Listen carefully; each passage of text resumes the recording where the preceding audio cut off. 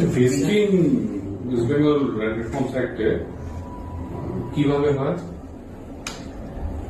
Vested ল্যান্ডের যেটা আমাদের হয়েছে সেটা হচ্ছে যে যিনি রায়ত থাকবে, যে একজন ইন্ডিভিজুয়াল থাকে, তিনি 2.5 হেক্টর জমি ম্যাক্সিমাম রাখতে পারবেন। তারপর 2 থেকে 5জন যদি তার মেম্বার হন কোনো ফ্যামিলিতে, তো সেই ফ্যামিলি তার আন্ডারে 5 হেক্টর অবধি রাখতে পারবেন। আর 5 থেকে 9 জন যদি মেম্বার হন তো ম্যাক্সিমাম 7 হেক্টর পর্যন্ত রাখা যাবে। এবং কোনো ফ্যামিলি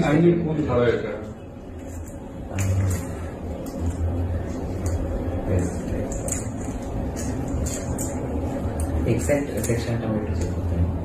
আচ্ছা, এটা কি আপনি যে ভ্যালুগুলো বললেন, এটা কি ইরিগেটেড এবং নন ইরিগেটেড দুটোর ক্ষেত্রে প্রযোজ্য না একটার ক্ষেত্রে প্রযোজ্য? স্যার অ্যাকচুয়ালি যে ল্যাঙ্গুয়েজটা আমরা ইউজ করি